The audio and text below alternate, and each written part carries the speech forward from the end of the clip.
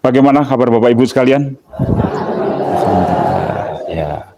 Saya kalau lihat jam segini kok sudah lemes begini ya. Assalamualaikum warahmatullahi wabarakatuh. Inilah. Iya, tadi Pak Manan itu menyampaikan banyak hal sehingga ada banyak pesona yang luar biasa ya. Sehingga Bapak Ibu berpikir bagaimana supaya bisa segera pergi hajinya. Siap untuk segera pergi haji? Siap. Kalau besok berangkat siap?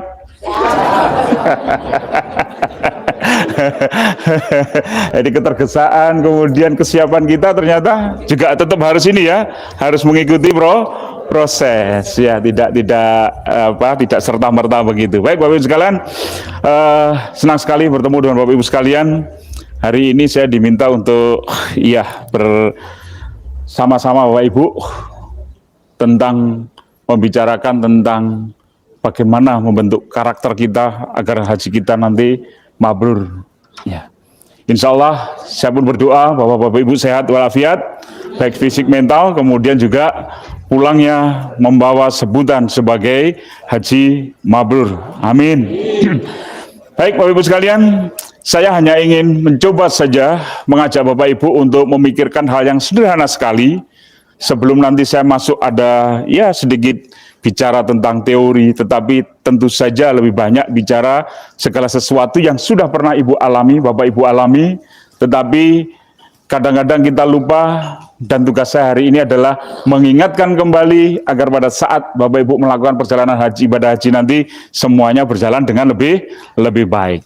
Baik Bapak Ibu sekalian, di depan Bapak Ibu sekalian itu ada yang namanya kertas, ya ini ya, punya semua toh? Ya, ada alat tulisnya? Ada. Baik, silahkan dipegang. Saya minta pada Bapak Ibu sekalian untuk menuliskan nama masing-masing. Ya, silahkan dituliskan namanya masing-masing di kertas itu. Waktunya tidak boleh lama-lama, 1 menit, karena kita waktunya hanya satu jam saja. Ya.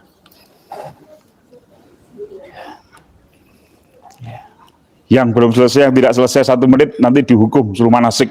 Ya.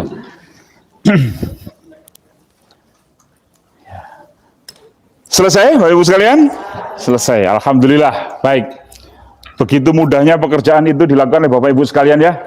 Ya, Alhamdulillah.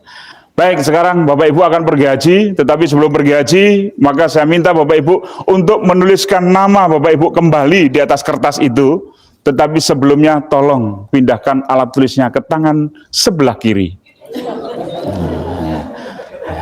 Oke, silahkan ditulis, waktunya sama 1 menit. Silahkan dituliskan namanya masing-masing. Ya.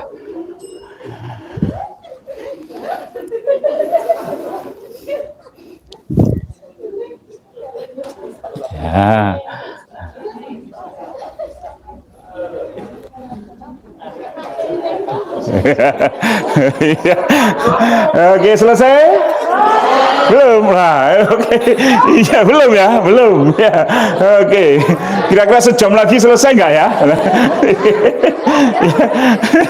Ya. Ya.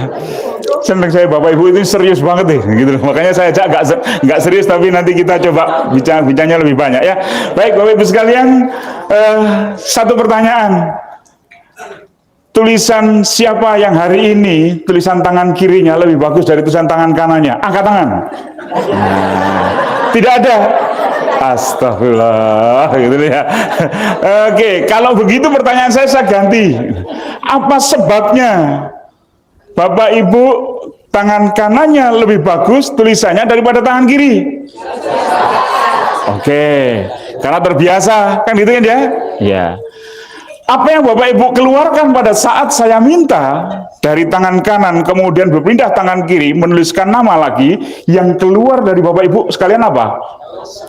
Aduh, angel, gitu ya, ruwet gitu, gak iso aku, gitu ya. Bapak Ibu sekalian, saya ingin bertanya kepada Bapak Ibu sekalian, mungkin hari ini ada yang sudah berhaji berkali-kali. Hari ini mungkin tidak untuk yang pertama kalinya, tetapi untuk yang kesekian kalinya. Tetapi bagi yang pertama kali, saya sampaikan bahwa itulah sebenarnya apa yang saya lakukan pada Bapak Ibu sekalian itu adalah bahwa Bapak Ibu sudah hidup sekian lama, kemudian pergi haji, baru kira-kira yang pertama keluar apa? Keluhan apa? Alhamdulillah bisa pergi haji. Gitu ya. Nah, bedanya apa? Dengan tulisan tangan tadi. Bedanya satu. Kalau tulisan tangan tadi kok jelek ya? Tapi begitu pergi haji adalah sesuatu yang membuat kita sangat bahagia. Betul? Betul. Bapak Ibu bahagia? Ayo cobalah tersenyum dong. Tersenyum. Jadi jangan sampai tidak tersenyum. Kalau tidak tersenyum itu artinya tidak bahagia ya. Baik, kalau begitu mulai hari ini Bapak Ibu harus setiap hari tersenyum bahagia karena sebentar lagi Bapak Ibu akan pergi menunaikan ibadah haji. Selamat Bapak Ibu sekalian. Dan alhamdulillah sudah jalannya sudah jelas. Bapak Ibu akan berangkat tanggal berapa? Oh, sudah tahu ya. Wah, ini luar biasa ini. Ya, gitu ya. Oke, padahal tadi juga begitu. Sudah tahu namanya tapi nuliskan aja susah. Gitu ya, pakai tangan kiri. Sama, besok pergi haji sudah tahu jadwalnya, tapi juga ada saja yang susah, bikin susah itu. Maka Bapak Ibu tidak boleh susah karena pergi haji adalah sesuatu yang membahagiakan. Apa sebabnya Bapak Ibu bahagia dengan pergi haji? Baik, Bapak Ibu sekalian, saya ingin mengajak Bapak Ibu sekalian ya. Nanti mohon Bapak Ibu bersikap tenang, kemudian duduklah dengan tenang. Kemudian saya minta pada Bapak Ibu untuk menutup mata semuanya ya. Saya akan perdengarkan sesuatu dan pada saat itu saya memperdengarkan musik tertentu, kemudian Bapak Ibu ketika ada perkataan ataupun pernyataan yang muncul dalam bentuk lagu itu, maka masukkanlah ke dalam pikiran dan perasaan Bapak Ibu sekalian. Bisa? Bisa, ya. Nggak boleh ya nanti tutup mata kemudian gak kerungu dah. Gitu jangan ya. Tutup mata, tutup saja, nikmati semuanya. Insya Allah Bapak Ibu akan merasakan.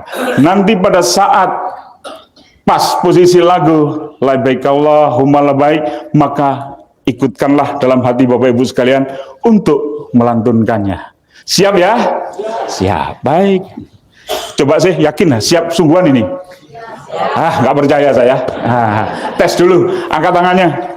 Ya, angkat tangannya semuanya. Oke, kita mulai berhitung mulai dari ibu jari. 1, 2, 3, 4, 5. Berapa jari-jari kita? 5. Oke, turunkan, angkat tangan kanan, tangan kirinya. Sekarang berhitung dari ibu jari dulu. 1, 2, 3, 4, 5. Berapa jari-jari kita? Loh, jari-jari kita ya 10 toh. Tadi 5, sekarang 5. Itu katanya ya siap semuanya gitu ya. Oke, baik Bapak Ibu sekalian. Saya akan mulai dengan sesuatu yang sangat sederhana. Mari kita ikuti bersama-sama. Sekarang mulai ditutup matanya. Ya. Ya, ditutup matanya. Ucapkan Bismillahirrahmanirrahim. Semoga kita ditutup mata kita, tetapi hati kita tidak pernah ditutup.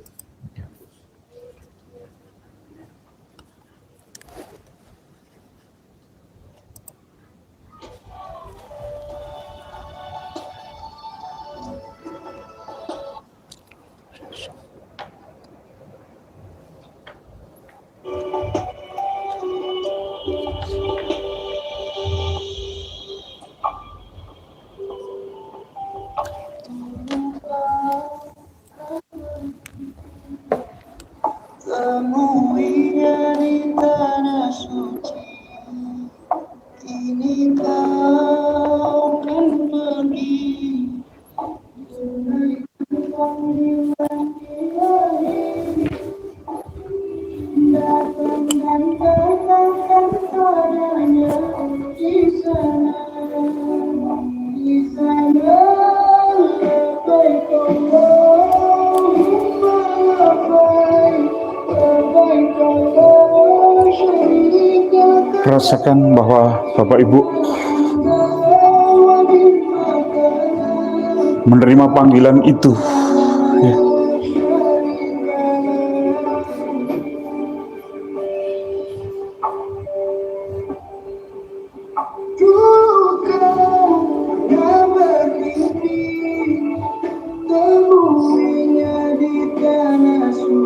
kita semua bermimpi untuk pergi.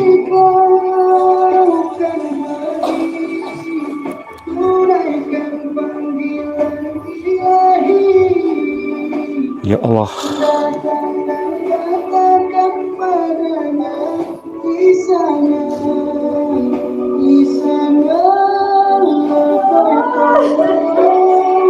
malah baik kalah.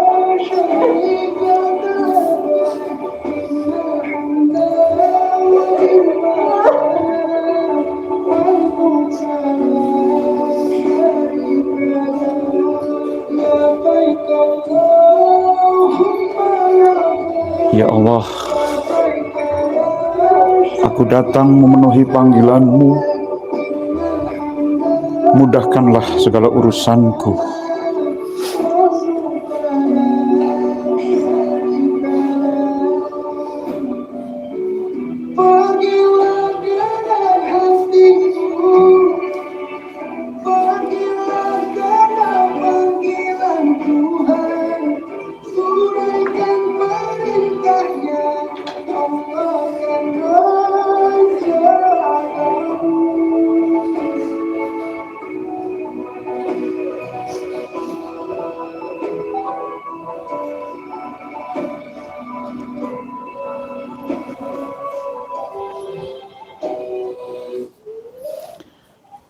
Renungkanlah, jangan buka matanya dulu, tetap tutup mata Bapak Ibu sekalian.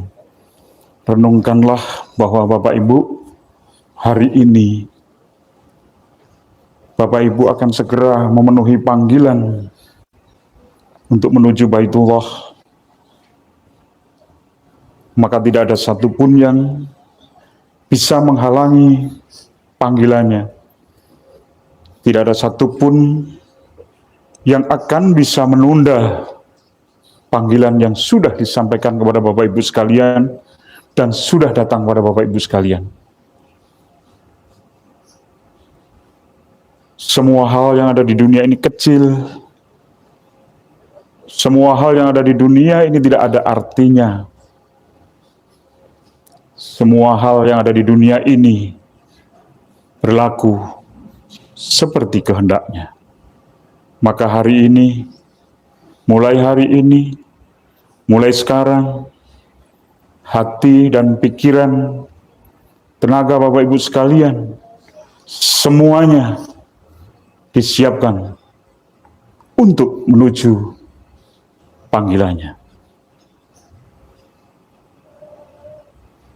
Bersyukurlah, ucapkan alhamdulillah, buka perlahan-lahan mata Bapak Ibu sekalian. Terima kasih ya Allah, kita semua sudah berada pada satu tujuan yang sama. Ya. Ya.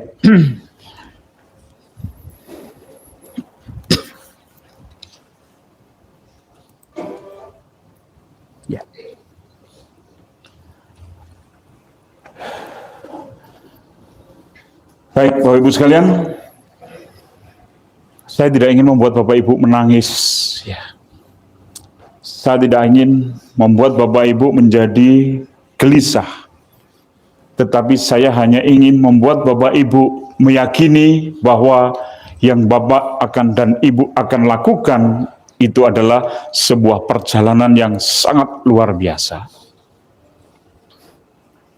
Maka dibutuhkan kesiapan yang luar biasa, yang itu tentu bisa dilakukan ketika kita juga menyiapkan segala sesuatunya secara luar biasa. Dan Bapak Ibu sudah memulainya, salah satunya adalah Bapak Ibu memilih perjalanan haji secara khusus, maka tentu ada hal-hal yang bersifat khusus yang Bapak Ibu dapatkan pada saat ini.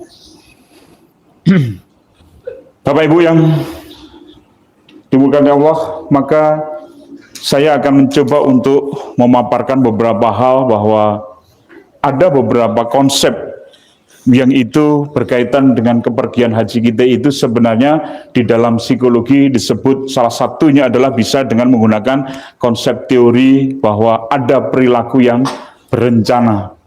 Kalau dalam psikologi disebut theory of planned behavior. Jadi perilaku yang akan kita lakukan, perjalanan haji itu yang kita lakukan adalah sebuah perilaku yang itu sudah kita rencanakan. Maka Bapak Ibu sudah mulai melaksanakan manasik, kemudian beraktivitas sebagaimana disarankan oleh pendamping Bapak Ibu sekalian. Tetapi tentu proses-proses itu bukan hanya sekedar dijalankan, tetapi ada kesadaran yang tumbuh dalam diri kita karena ada sesuatu nilai yang akan kita dapatkan dan menjadi tujuan utama dalam sebuah kehidupan kita. Bapak Ibu sekalian, maka tadi kalau Bapak Ibu lihat ya, saya kembalikan sedikit, maka di sini saya tuliskan ya, di situ adalah sebuah impian besar. Maka pergi haji itu adalah impian besar umat muslim, karena itu masuk rukun Islam yang ke-5. Ya. Baik, Bapak Ibu sekalian,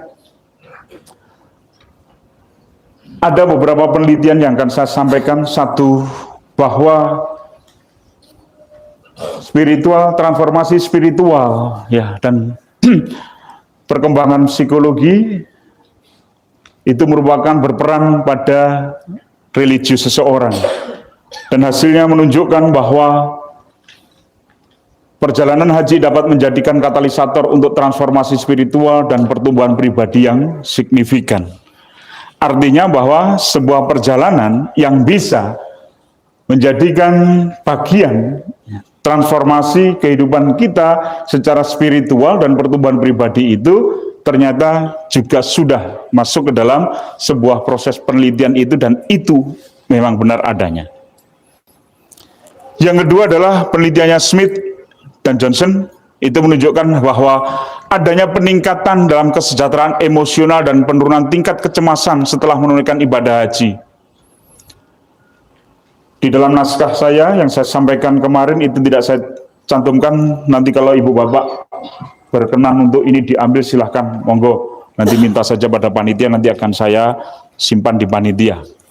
Tetapi yang jelas bahwa ini adalah tambahan-tambahan yang saya berikan, bahwa untuk meyakinkan kita bahwa setelah haji ternyata ada peningkatan kesejahteraan emosional, bahwa Bapak Ibu mungkin akan bisa meletakkan emosional kita itu secara tepat, tidak sembarangan.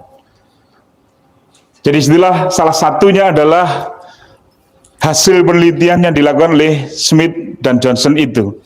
Kemudian menurunnya tingkat kecemasan. Kenapa bisa menurun tingkat kecemasan kita?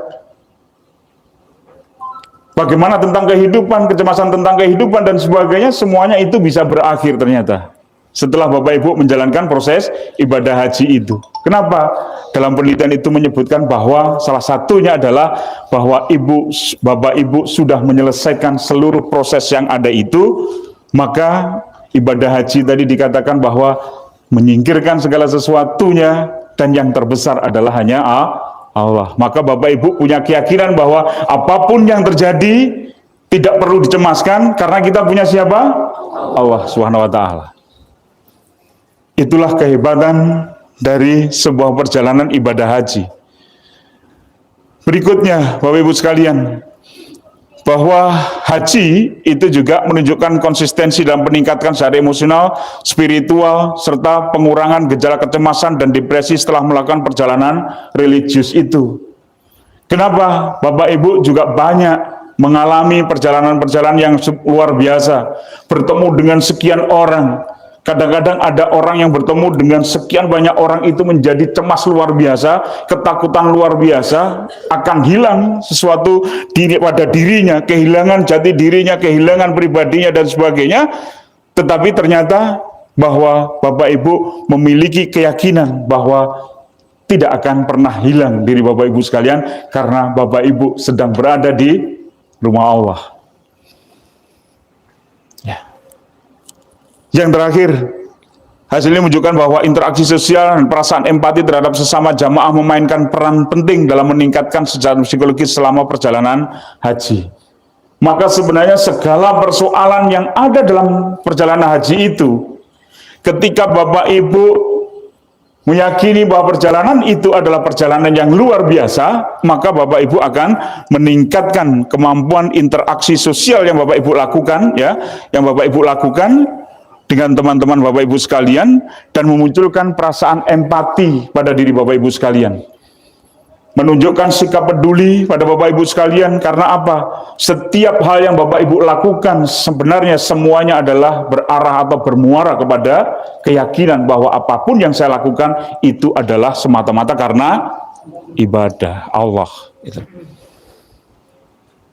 Ini yang perlu kita renungkan bersama-sama Bapak Ibu sekalian. Nah, maka dari itu, ya Allah, betapa rindunya diriku, ya, untuk segera menuju Baitullah. Ya. Berikan padaku kesempatan. Tadi Pak Manan juga mengatakan, berikan kesempatan, kekuatan, keikhlasan untuk memenuhi panggilan-Mu. Pertanyaannya adalah bahwa ini adalah permohonan kita. Tetapi tentu permohonan bukan hanya sekedar permohonan, tentu diikuti dengan berbagai perilaku kita. Ya. Maka ini menjadi bagian Bapak Ibu sekalian. Ya. Ibadah haji salah satu impian terbesar umat Islam. Ya. Ya.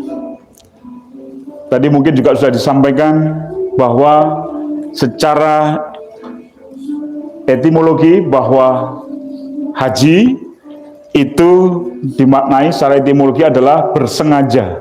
Ya. Bersengaja, artinya bukan tanpa disengaja, tetapi ini adalah kesengajaan. Artinya sadar apa tidak sadar? Sadar. Secara sadar Bapak Ibu meyakini bahwa apa yang Bapak Ibu lakukan itu adalah sudah diniatkan.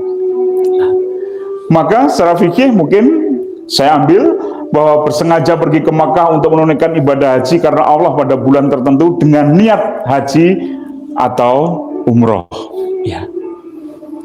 Niat kalau dalam teori psikologi disebut dengan intensi. Ya. Nanti kan saya jelaskan dengan bagaimana kaitannya dengan teori psikologi bahwa niat itu seperti apa. Ya. Bapak Ibu sekalian, saya hanya akan mengambil satu porsi saja tentang psikologi, yaitu tentang niat. Nah, niat kalau dalam psikologi itu disebut dengan intention. Nah, niat sendiri itu merepresentasikan kognitif. Kognitif itu adalah pikiran kita. Yang kedua adalah perasaan kita. Tentang apa?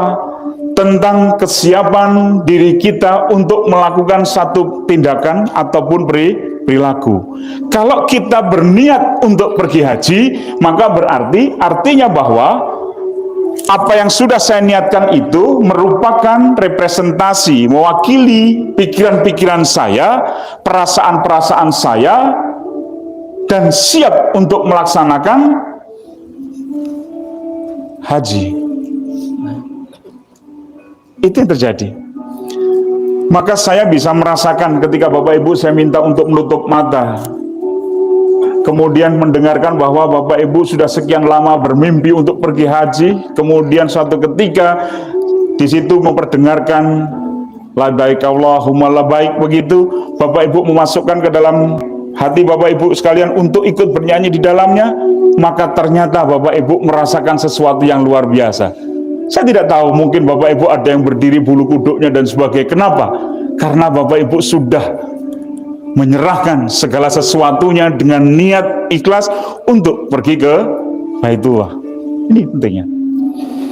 Artinya Bapak Ibu sekalian bahwa niat haji itu tidak timbul begitu saja, tetapi niat haji itu timbul sebagai akibat pemikiran, perasaan bahwa haji diyakini memberikan banyak hal yang positif bagi diri Bapak Ibu sekalian. Maka saya katakan tadi bahwa di dalam niat pergi haji itu tentu didasari oleh adanya kesadaran.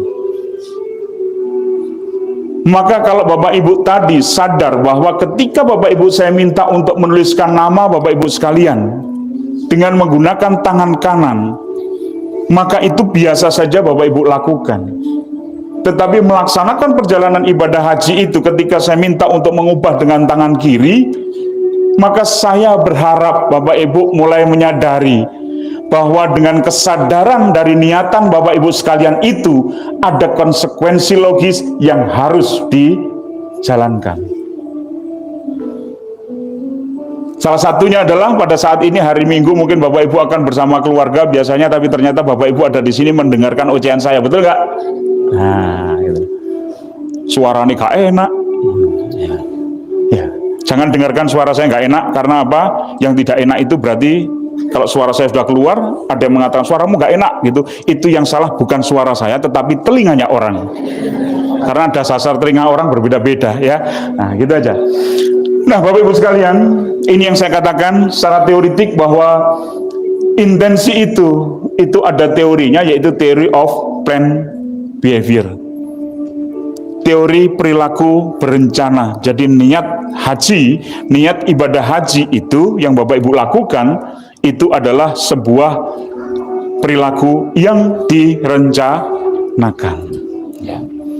Bapak Ibu, kalau ada pertanyaan langsung saja silahkan angkat tangan, tidak apa-apa, karena saya yakin bahwa Bapak Ibu itu biasanya kalau sudah konsentrasi haji kadang-kadang kalau ada pertanyaan begitu ditunda nanti itu pasti lupa. Ya, tidak apa-apa, silahkan. Bapak Ibu,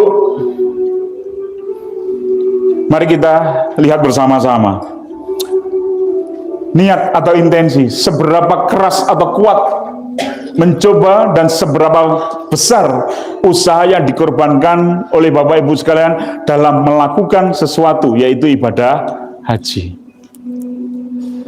Bapak Ibu sudah merasakan sampai saat ini mengorbankan sesuatu yang besar? Yakin? Yakin. Satu, apa yang Bapak Ibu korbankan?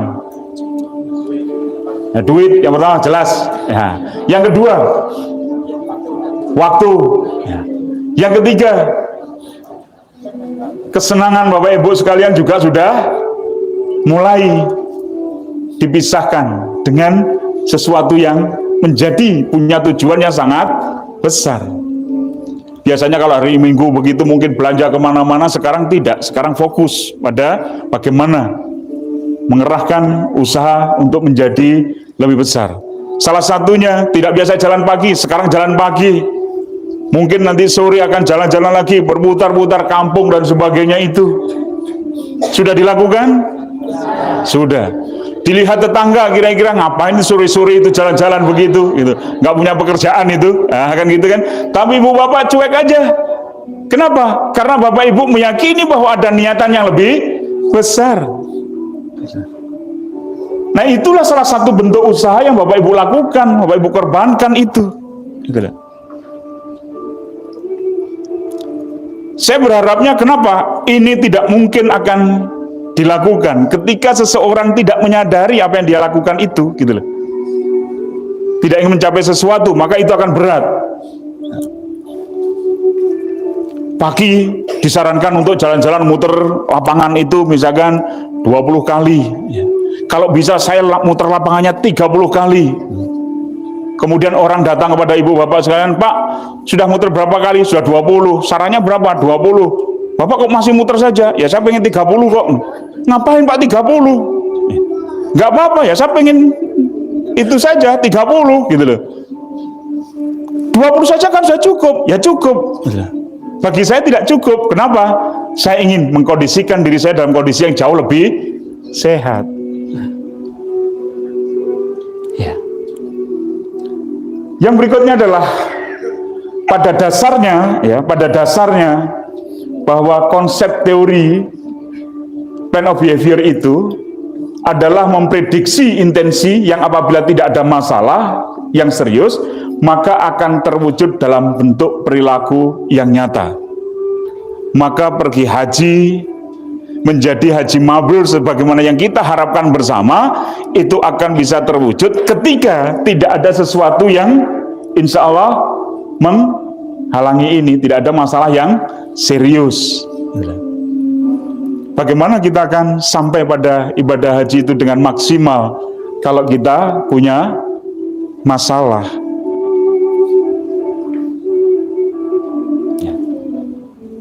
Dalam hal ini seseorang akan serius dalam menjalankan seluruh ibadah hajinya. Maka itulah yang terjadi, bahwa ketika Bapak Ibu sudah berniat, maka tidak ada satupun yang akan bisa menghalangi itu. Semuanya karena ridho Allah Subhanahu wa Ta'ala. Ya. Impian besar umat Islam di ibadah haji. Nah, yang diharapkan kan ini tadi sudah disampaikan oleh Pak Manan, Ustadz Manan, bahwa ya tentu itu tidak datang dengan sendirinya, tetapi sebenarnya hak mabrur itu pada akhirnya adalah kita harus mengusahakan. Ya. Mari sekarang coba kita lihat. Ya. Sekarang Bapak Ibu pegang pensilnya kembali, ya, pegang pensilnya kembali, ya, oke. Kemudian saya minta Bapak Ibu untuk, Ya. untuk, Minta maaf ke kamar kecil. oke, monggo, silakan. Oke. Saya minta Bapak Ibu untuk menggambar Ya. televisi. Nah, pakai tangan kanan saja, nanti pakai tangan ini susah katanya, gitu ya. Iya, silakan menggambar televisi. Ya. Nah. Ayo.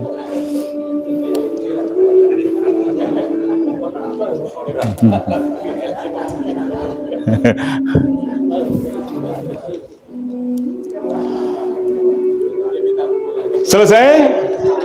Yang pasti lama itu pasti gambarnya televisi tabung itu. Padahal Bapak Ibu sekalian, kalau Bapak Ibu ingin menggambar televisi itu sangat mudah. Ya. Bagaimana caranya? Bapak Ibu itu selalu mau gambar televisi itu melihatnya dari depan. Betul ya? Nah, kalau saya lihat TV, Bapak Ibu sekalian, itu dari samping. Apalagi televisinya televisi flat, hanya tinggal begini saja, tarik garis, seret, selesai. Nah, kan itu. Pertanyaan saya, apakah saya meminta Bapak Ibu untuk melihatnya dari depan?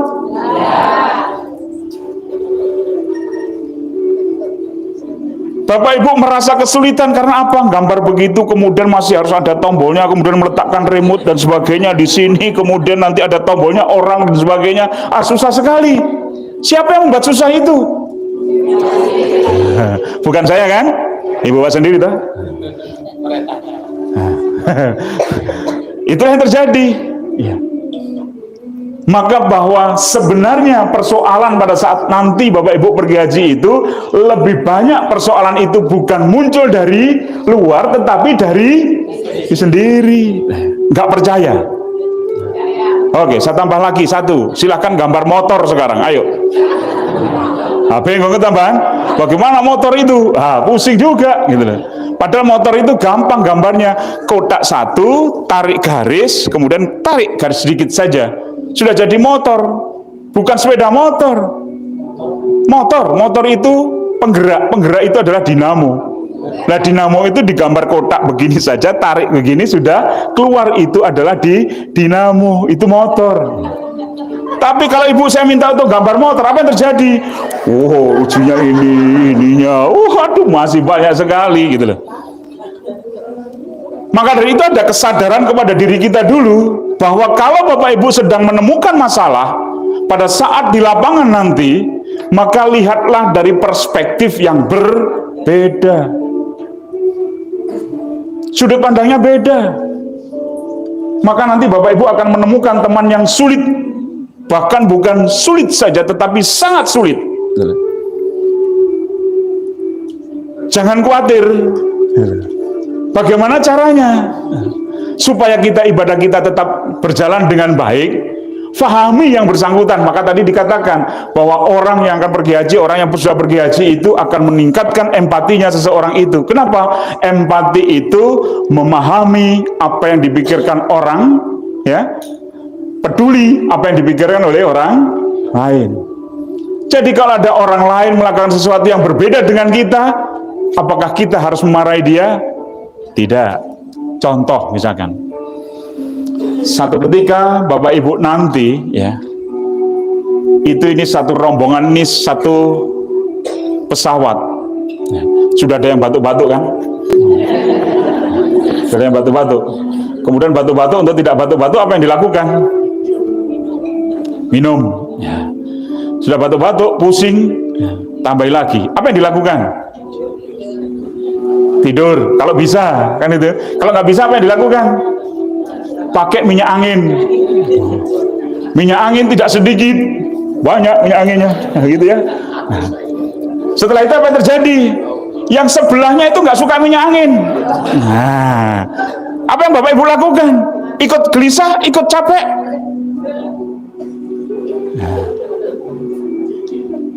Rezekinya di situ, kan gitu kan? Paling nanti begini, ya karena kita sedang pergi haji, maka ya biarkanlah dia begitu. Bukan begitu caranya, itu nanti sakit hati ibu bapak, gitu loh. Tidak begitu. Caranya bagaimana? Ketika orang teman kita itu sakit begitu, kemudian dengan menggunakan banyak seperti itu, berarti sakitnya itu ada penyebabnya. Maka bapak ibu bisa mengatakan membantu dia untuk menyelesaikan itu. Ibu kenapa? Pusing bu. Ya, oke. Biasanya seperti apa? Coba boleh saya pijit sini aja. Kalau mungkin ibu bapak tahu bahwa bagaimana mijitnya itu. Dipijit begitu, kemudian oh enakan ya sekarang ya. Perlu minyak angin? Nggak perlu.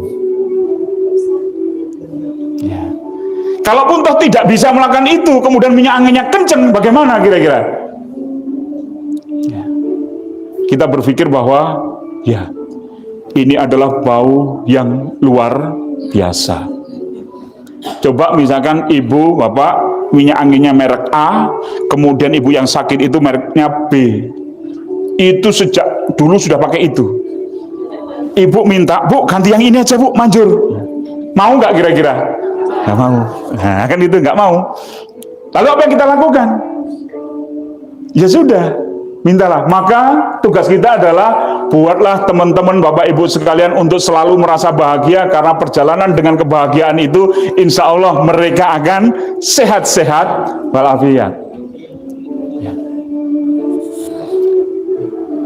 Kalau misalkan saja Bapak Ibu tidak suka tempe, kemudian pada saat itu makan tempe, apa yang dilakukan Bapak Ibu? Membayangkan bahwa tempe itu adalah ya tempe, jangan ya tetap tempe, ya sudah tempe gitu loh. Ya, kalau nggak suka tawarkan pada temennya, bu mohon maaf saya ini nggak biasa makan tempe, saya ini nggak suka makan tempe, ibu atau tukar daging itu, gitu loh. Yang satu nggak suka makan daging ya tukar itu, gitu loh. Ya. Jadi segala sesuatu yang kita lakukan itu menjadi simple adanya, bukan membebani kita dengan persoalan-persoalan yang tidak perlu. Gitu ya. Baik, Bapak Ibu sekalian, maka tugas kita adalah salah satunya adalah mengusahakan. Oke. Ini teorinya Bapak Ibu sekalian. Teori plan behavior itu adalah determinan penentu munculnya perilaku itu ada 3, attitude, kemudian subjective norm, kemudian ada perceived behavior control. Saya akan sampaikan satu persatu. Apa attitude itu? Ya.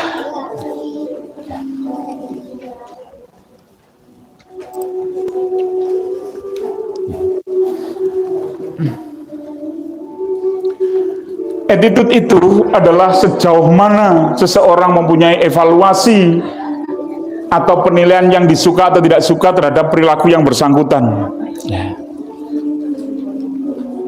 Berarti Bapak Ibu sekalian bahwa diri kita harus mulai banyak belajar untuk menahan diri kita agar kita tidak melaksanakan sesuatu sesuai dengan apa yang kita pikirkan. Kenapa? Karena orang lain bisa jadi tidak suka dengan apa yang kita lakukan. Berat kan? Berat. Masih mau pergi haji? Ya kebuacut kalau nggak pergi haji itu, gitu ya. Kalau udah begitu nggak pergi haji, kebuacut itu namanya ya. Oke, jadi evaluasi itu, nilai itu bahwa suka atau tidak suka sama dengan kepergian ibadah haji itu adalah sesuatu yang Bapak Ibu suka atau tidak, sangat disuka.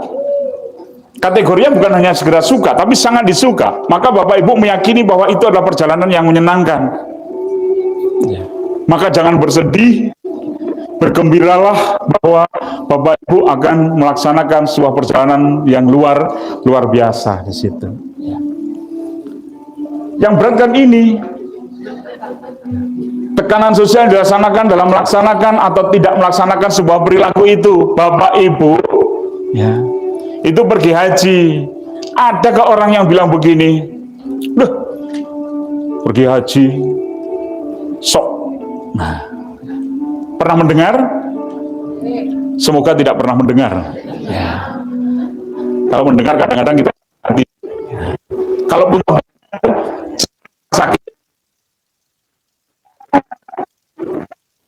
sakit hati. Kenapa sih orang itu iri ketika kita pergi haji? Karena mungkin belum pernah kesempatan pergi haji. Maka tugas kita buat dia pergi haji supaya dia tidak mengolok kita pada saat kita pergi haji. Jangan memberatkan. Ya.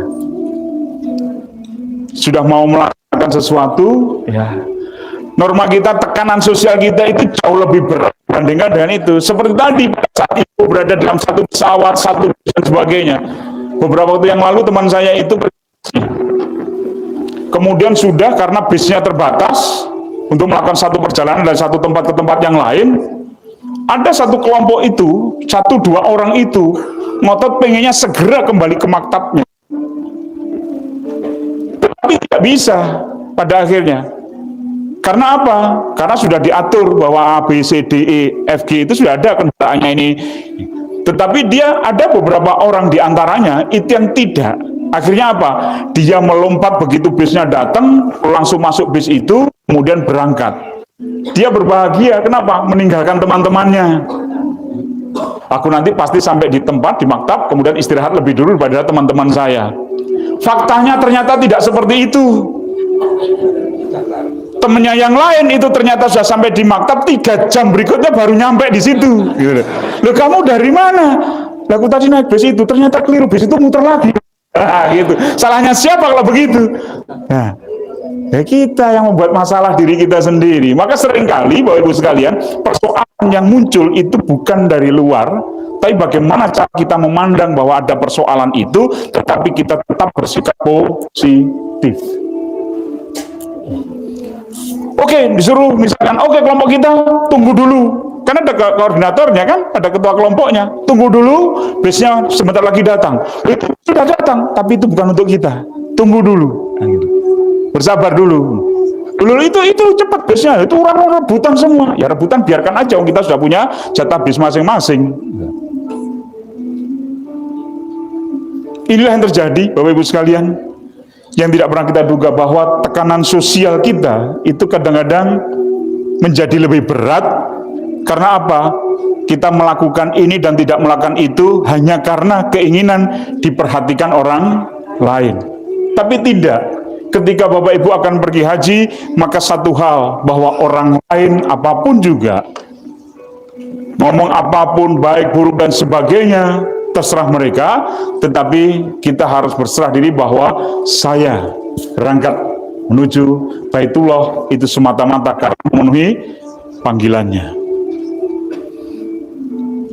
Ada yang sulit? Tidak ada jadinya. Ya. Yang ketiga, ini adalah perceived behavior control. Perasaan individu tentang kemudahan dan kesulitan yang dialaminya dalam melaksanakan perilaku itu. Kira-kira mudah nggak melakukan perjalanan haji? Sama, makanya tadi saya sampaikan, coba sih tuliskan nama Bapak Ibu sekalian, tangan kanan, kemudian berubah tangan kiri. Tidak. Karena ibadah haji bukan merupakan kebiasaan sehari-hari Bapak Ibu sekalian, maka dibutuhkan persiapan, dibutuhkan kesadaran, dibutuhkan keluasan hati untuk mengalami segala sesuatu yang mungkin tidak pernah kita pikirkan sebelumnya. Tadi Pak Ustaz Nanan sudah menyampaikan bahwa Bapak Ibu meskipun itu haji kudus, ya, nanti mungkin tidurnya miring begini karena sudah tidak ada tempat. Dulu masih begini, kemudian masih ada space-nya. Besok mungkin bisa space seperti itu, hanya miring saja. Ya kalau Bapak Ibu misalnya, aku nggak bisa tidur miring itu, terus gimana? Ya duduk saja. Nah, jadi pikirkan bagaimana Bapak Ibu mengatasi diri sendiri untuk membuat nyaman, tetapi tidak mengganggu orang lain. Bisa kira-kira? Yakin? Nah, insya Allah. Gitu. Pada akhirnya Bapak Ibu sekalian, inilah niatan. Niatan itu pasti memunculkan motivasi individu yang secara sadar mengerahkan segala upayanya untuk mencapai satu tujuan. Ya. Kalau boleh, saya mohon izin, Ustadz ya. Ya. Bapak Ibu, ada yang menginginkan air mineral? Nggak ada ya? Sudah cukup semua? Wah, alhamdulillah. Yang sudah habis belum? Ada yang sudah habis tapi diam aja, nggak enak gitu ya. Nah, gitu. Nggak apa-apa. Bapak mau? Mau? Mau. Oke. Ini saya letakkan di sini. Bapak mau? Monggo. Silahkan. Terima kasih kembali. Ini hal kecil Bapak Ibu sekalian. Ya inilah intensi itu. Ya. Dengan Pak siapa? Himawan. Pak Himawan. Ya. Pak Himawan mengatakan bahwa sudah habis, perlu air minum, perlu Pak. Sini, mau. Apa yang dilakukan videonya? Mengambil kan? Berdiri menyatakan, kemudian kakinya untuk mengambil itu sampai kira-kira sampai bisa ngambil airnya, bisa. Sama dengan itu Bapak Ibu sekalian pergi haji. Ketika Bapak Ibu berniat pergi haji, hanya niatan aku pengen pergi haji, pengen mau pergi mau, nah, gitu aja. Sampai nggak kira-kira? Nggak akan sampai, gitu loh. Tapi kalau mau Bapak Ibu sekalian, maka Bapak Ibu akan berkutat dengan banyak hal yang mungkin tidak pernah Bapak Ibu kirakan. Banyak kejadian akan mencakup Bapak Ibu sekalian yang mungkin tidak sesuai dengan Bapak Ibu sekalian. Tetapi karena Bapak Ibu sudah kuat tekadnya, niatnya, maka Bapak Ibu sadar bahwa semua yang terjadi, yang Bapak Ibu usahakan, itu semata-mata hanya mengharap ridha Allah Subhanahu wa Ta'ala. Nggak ada yang lain. Maka intensi niat ibadah haji itu tergambarkan pada seberapa keras seseorang calon jamaah haji mencoba untuk melaksanakan perilakunya dan seberapa besar usaha yang dicurahkan calon jemaah haji dalam mendorong terjadinya perilaku itu. Maka kalau sekarang ada orang yang tidak suka pada ibu bapak sekalian, apa yang Bapak Ibu katakan kira-kira? Ya mohon maaf kalau ada sesuatu yang tidak berkenan, silahkan disampaikan. Tetapi ketika disampaikan kemudian Bapak Ibu tersinggung, apa yang Bapak Ibu lakukan kira-kira? Ya. Mencoba untuk belajar memaafkan atas segala sesuatu yang diperbuat orang kepada diri kita. Ya.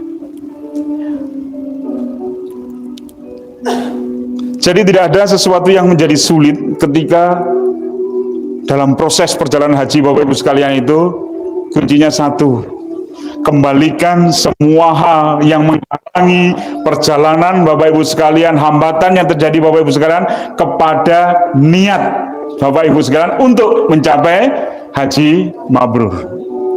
Ya. Ya. Ya. Monggo Bapak Ibu sekalian, kita ikuti.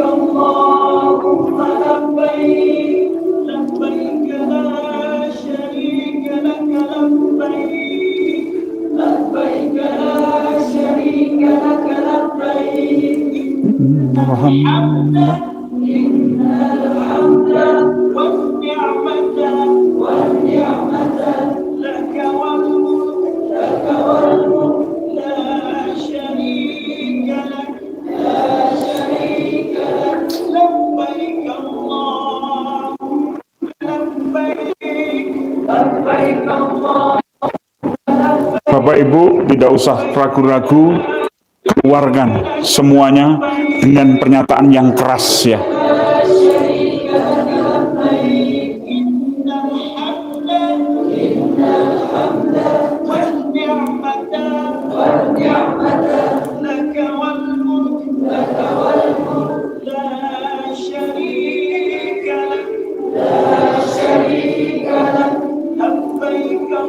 Yuk lebih keras lagi. Rumah baik.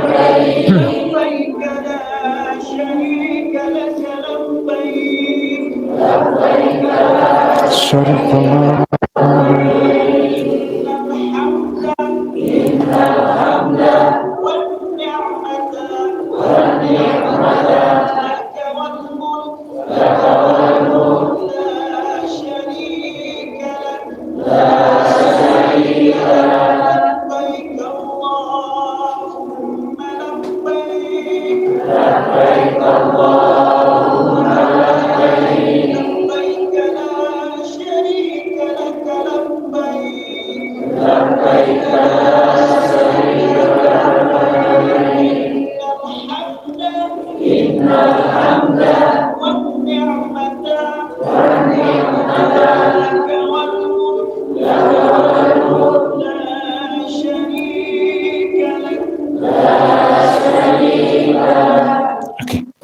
Bapak Ibu sekalian,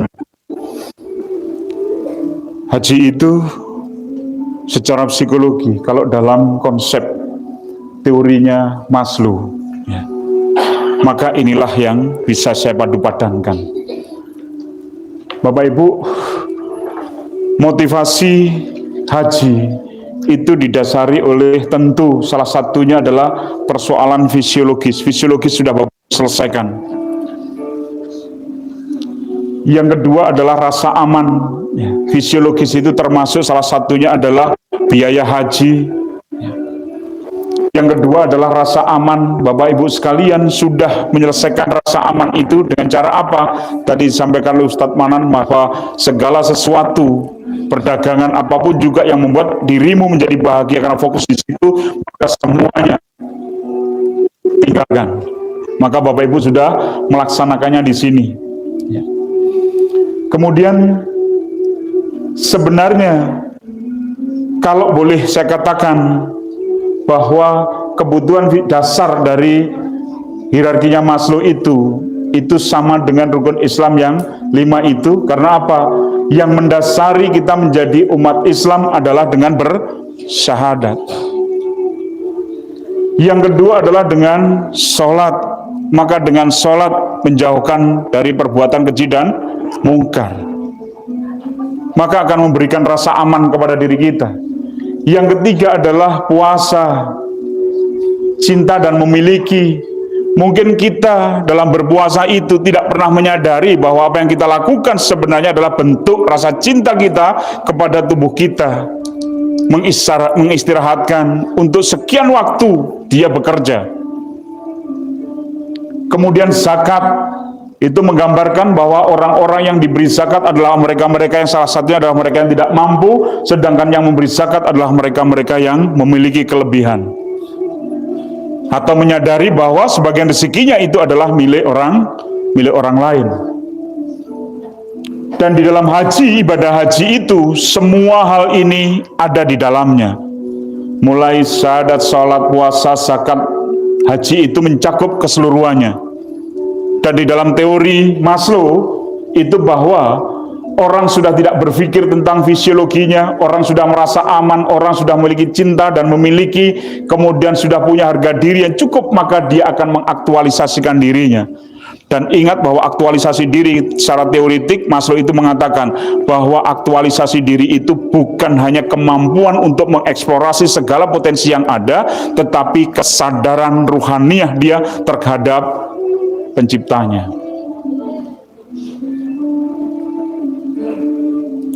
Ini Bapak Ibu sekalian,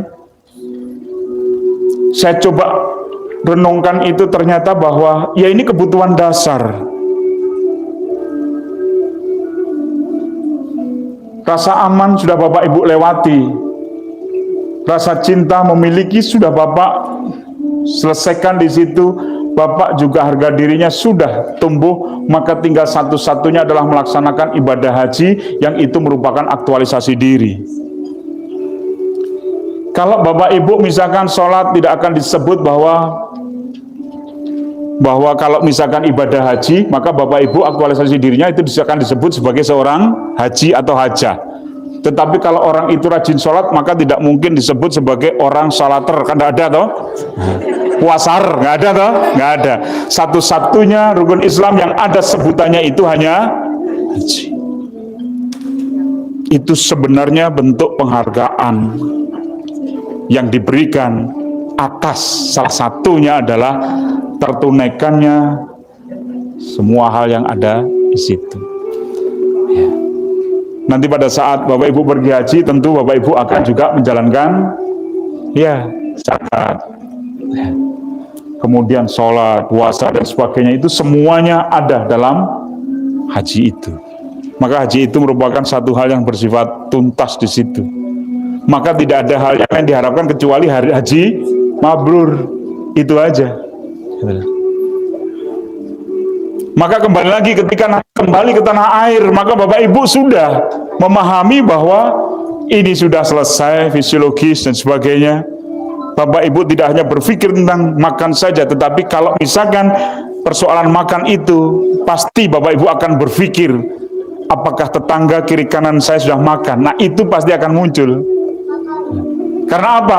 Kesadaran bahwa Bapak Ibu sudah menyelesaikan ibadah hajinya itu, Bapak Ibu sudah menyelesaikan semua tahapan itu. Maka di sini yang paling besar adalah yang paling bawah, yang paling kecil adalah yang paling atas ini, sedikit orang menyadari itu. Ya. Bapak Ibu sekalian, kalau boleh saya bilang bahwa persoalan haji nanti, kalau dari perspektif saya itu di sini adanya. Cara berpikir, kemudian bagaimana perasaan kita, kemudian bagaimana cara kita berperilaku, itu saja. Kesadaran yang tumbuh pada diri kita, maka sebenarnya kita akan bisa menjalankan ibadah itu secara lebih nyaman.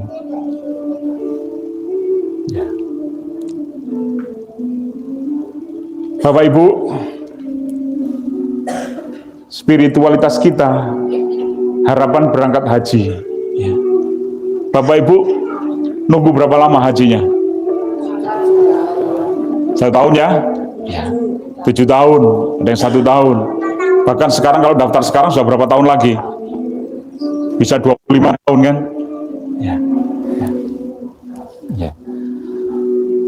Harapan berangkat haji, spiritualitas karena Allah, kemudian berangkat haji. Kemudian harapan berangkat haji versusnya adalah tidak sesuai dengan kenyataan. Saudara kita kemarin sudah mengalami hal itu. Pada saat mau berangkat haji sudah siap-siap semuanya, ternyata tidak sesuai. Apa yang tidak sesuai? Salah satunya adalah karena pandemi kemarin, akhirnya harus menunda keberangkatan hajinya. Nah sekarang tidak terjadi itu, Bapak Ibu akan berangkat haji dan sudah tahu tanggalnya. Tetapi kembali lagi bahwa Bapak Ibu sudah mencantumkan diri sebagai haji khusus. Jangan sampai persoalan itu menjadi hambatan karena kadang-kadang tidak sesuai dengan harapan. Kalau tidak sesuai harapan, biasanya apa yang terjadi? Kecewa. Maka besok tidak sedikit pun harus mengalami perasaan siap untuk tidak kecewa. Siap. Mulai dari mana? Dari sini. Ya. Oke. Perjalanan haji ada kendali pribadi yang diatur dengan diri kita sendiri, tapi ada kendali non pribadi, segala sesuatu yang tidak bisa kita atur. Bapak Ibu akan berangkat tanggal 18, kemudian nawar Bapak Ibu, saya berangkatnya tanggal 20 saja bisa nggak? 8. Oh tahu 8, ternyata protes juga. Saya sampaikan 18 protes juga kan? Gitu loh. Nah itulah kenyataannya gitu loh. Itu penting Pak, tanggal itu penting gitu loh. Salah tanggal berarti salah berangkat kita. Nah ini kan? Nah ini pentingnya. Jadi ada sesuatu yang menjadi kendali pribadi, tapi ada juga yang tidak bisa menjadi kendali pribadi kita.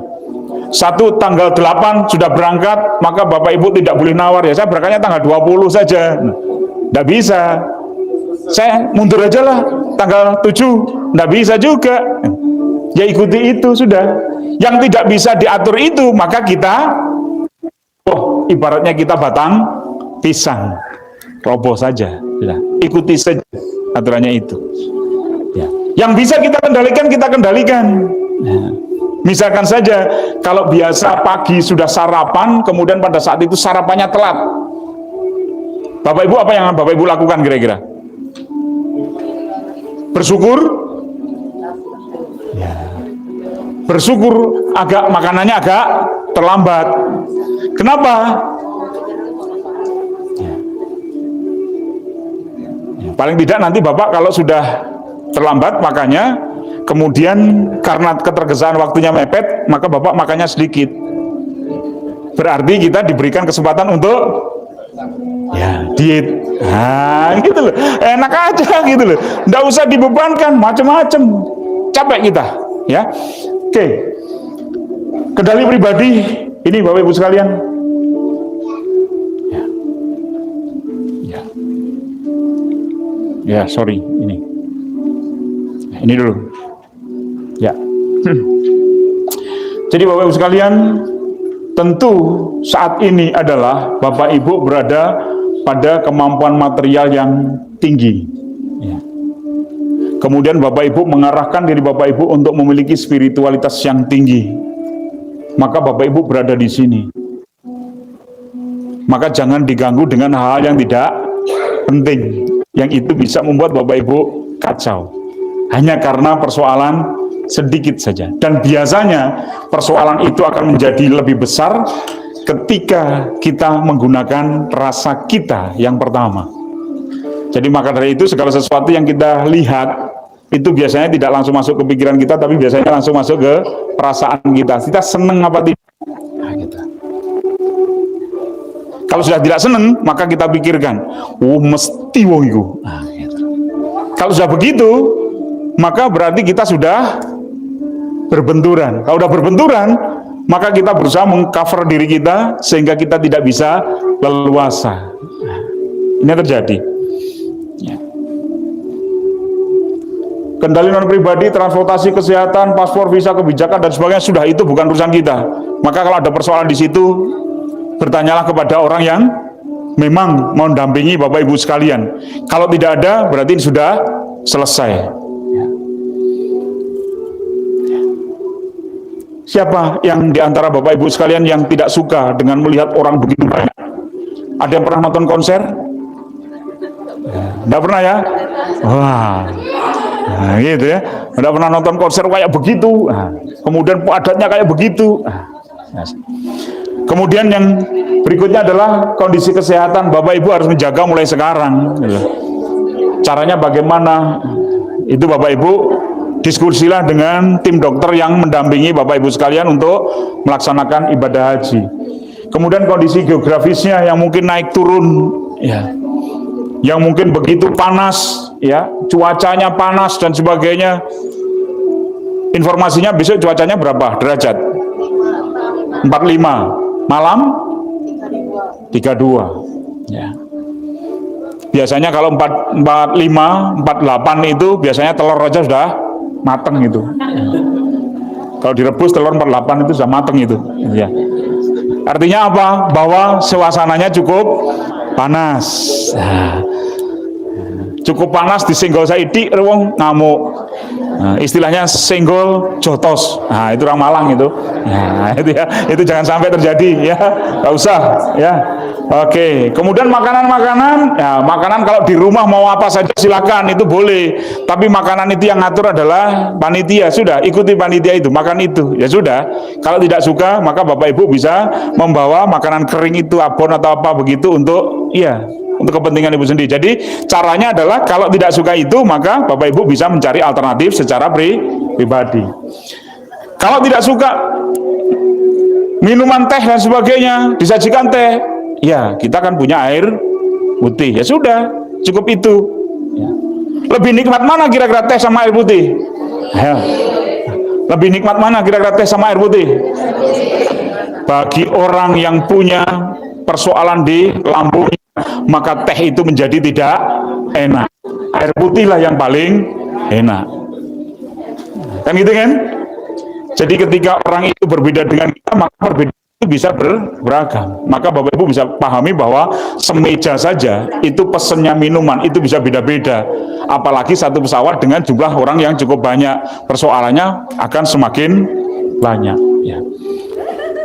Yang paling susah itu adalah ini, Bapak Ibu sekalian, yang menyebabkan stres kita itu seringkali adalah ini loh. Ya. Oh, biasa itu, nah, ini. Ya, di sini, ya. Di sini kebiasaan itu. Ya. Tetapi semua ini tidak akan menimbulkan stres dengan cara apa? Kembalikan segala sesuatu yang membuat tekanan pada diri Bapak Ibu sekalian kepada niat bahwa Bapak Ibu ingin menjalankan ibadah haji dan pulang dengan sebutan haji mabrur. Terakhir, ya, berniat dan fokus, ya, menata hati dan selalu mengembangkan pikiran positif dengan keyakinan bahwa perjalanan haji adalah amalan utama setelah jihad fisabilillah, maka insya Allah Bapak Ibu akan sampai pada capaian yaitu haji mabrur. Ya. Kira-kira siap untuk berangkat? Besok tanggal 8 Pak, jangan uji-uji begitu, nanti 8, oh besok itu ya belum lah ya. Kenapa belum? Ya karena Bapak Ibu mengikuti sistem yang itu bukan kendali kita, tetapi kendali dari pemerintah atau dari biro perjalanan. Tidak bisa kita ngikuti kemauan sendiri, maka ikutilah itu sehingga Bapak Ibu bisa lebih nyaman. Yang terakhir, Bapak Ibu sekalian, dalam hidup kita itu kadang Bapak Ibu pernah melakukan kesalahan. Pernah.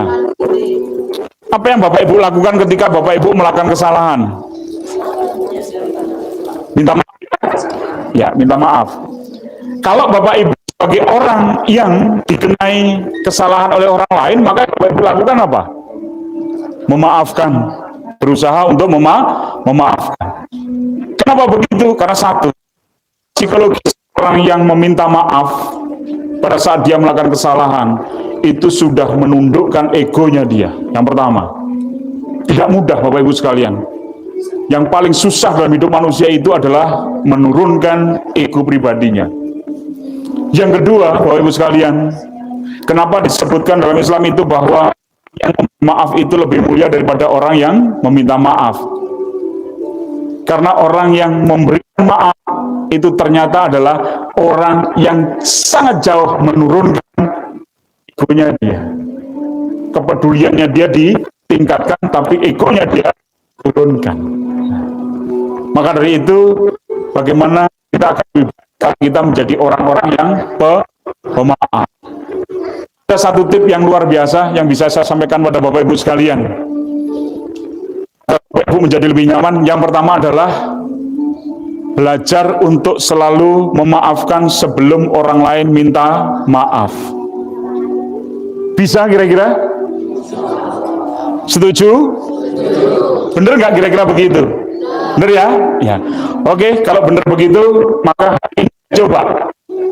Apapun yang saya lakukan ngerjain Bapak Ibu sekalian, ya, saya tidak maaf karena Bapak Ibu sudah memaafkan saya. Oke, terima kasih. Sukses untuk Bapak Ibu sekalian. Assalamualaikum warahmatullahi wabarakatuh. Saya kembalikan, mungkin kalau ada pertanyaan silakan.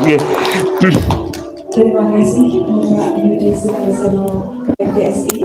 Masih ada waktu kurang lebih sekitar 5 menit. Bapak Ibu yang mau mengajukan pertanyaan mempersilakan, mumpung masih ketemu dengan beliau. Senang nggak Bapak Ibu ketemu dengan beliau? Bahagia nggak Bapak Ibu ini? Luar biasa. Tepuk tangan juga untuk Bapak Ibu sekalian. Oke, monggo Pak.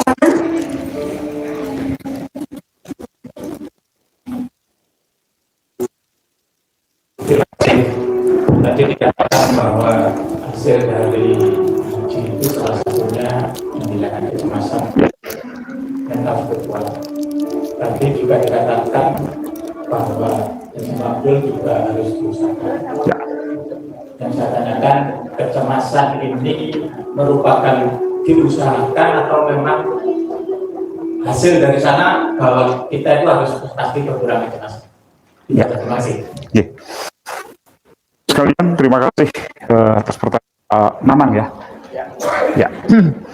Jadi apakah kecemasan ini ya? Jadi penurunan tingkat kecemasan setelah menunaikan ibadah haji. Kenapa orang menjadi turun kecemasannya atau tidak banyak kecemasannya? Prinsipnya adalah kecemasan itu penting untuk hidup manusia. Tetapi ketika kita cemas berlebihan, maka kita tidak bisa berbuat apa-apa. Ketidakcemasan yang berlebihan itu juga menimbulkan masalah. Saya berikan contoh. Saya, Bapak Ibu sekalian, itu pada saat tes psikologi, saya orang psikologi, tes psikologi, kecemasan saya sempat 0. Bagus? Tidak. Faktanya apa? Bapak Ibu sekalian, saya sudah 5-6 kali ketinggalan pesawat. Saking tidak cemas, gitu loh. Jadi saya itu sudah tahu bahwa, oke, 1 jam lagi nanti pesawatnya itu akan, Anda harus. Kemudian setengah itu sebelum ke bandara itu, saya membelokkan saya makan siang. Ya saya ikut makan siang saja. Setelah sampai di boarding sudah ditutup. Bahkan beberapa kali itu pesawat sudah di landasan pacu. Saking tidak cemasnya. Pada suatu ketika naik kapal itu kemudiannya itu berkeringat dingin. Saya tertawa-tertawa. Begitu kapalnya itu retak sedikit, teman saya udah kacaunya bukan luar biasa. Saya masih tertawa-tertawa. Saya berarti tidak normal, saya bilang gitu. Saya sadar, ketika saya sadar itu, maka saya terapi, Bapak Ibu sekalian. 3 bulan saya terapi untuk memunculkan kecemasan saya. Nah, kecemasan saya itu saya terapi 3 bulan. Agar saya punya kecemasan. Kecemasan berlebihan juga tidak bagus. Nah, kecemasan kalau Bapak Ibu nanti seperti yang saya katakan, bahwa Bapak Ibu pergi haji, kemudian kecemasan itu apakah diusahakan ataukah itu dengan sendirinya? Mestinya kalau Bapak Ibu sudah pergi haji, maka kecemasan ini secara otomatis akan turun. Kenapa begitu? Karena Bapak Ibu berkeyakinan bahwa semua hal yang terjadi ya itu atas kehendaknya. Asalkan Bapak Ibu sudah berpikir, misalkan begini, bukan begini. Saya mau naik bus, kemudian cepat sore, kemudian saya diam saja. Nanti kalau kehendaknya saya pasti sampai di sana. Nah, nggak mungkin sampai, kan? Tapi kita sudah melaksanakannya. Ketika itu tidak terjadi, ada sesuatu yang menghalangi kita untuk sampai di situ, maka kita yakin bahwa itu karena kehendak Allah. Maka itu akan menurunkan kecemasan kita sehingga kita tidak gelisah. Begitu Pak kira-kira? Ya. Kecemasan itu sebab akibat atau bahwa itu kecemasan itu sebab akibat atau seperti apa? Kecemasan itu bisa menjadi akibat dari perilaku tertentu. Kenapa? Karena begitu kita melakukan sesuatu, maka akan berakibat itu dan itu memberikan kita efek tertentu. Sama Bapak Ibu ketika pergi haji, maka tentunya kalau Bapak Ibu meyakini bahwa segala hal itu atas kehendaknya, maka Bapak Ibu selalu meniatkan diri, melaksanakan sesuatu itu sesuai dengan rule yang diperintahkan oleh Allah, maka semuanya berjalan dengan baik. Dan ketika tidak berjalan dengan baik, maka itu sudah kita usahakan dan ternyata itu tidak sesuai dengan harapan. Jadi kita tidak perlu gelisah. Begitu kira-kira. Boleh, monggo. Ya, tentunya setelah kita pulang itu kan tidak mereduksi daripada permasalahan. Ya. Bahwa kita pulang pun juga harus menghadapi sebuah masalah. Oleh karena itu, bahwa kecemasan tentunya tidak harus pasti nanti juga turun dengan permasalahan. Ya. Tetapi cara kita menghadapi masalah dengan kemudian kesejahteraan yang lebih baik, tentu kecemasannya akan itulah. Bapak Ibu, kita misalkan Bapak Ibu dalam satu teori yang lain itu adalah bahwa kesejahteraan psikologis itu, maka kenyamanan seseorang itu dalam kehidupannya tersebut dengan well-being. Kesejahteraan psikologis itu sifatnya subjektif. Demikian juga dengan kecemasan itu pada akhirnya sebenarnya sifatnya adalah subjektif. Ada hal-hal yang mungkin orang lain biasa-biasa saja, tapi kita mungkin memilikinya terlalu berlebihan. Begitu Pak, kira-kira. Ada pertanyaan lagi?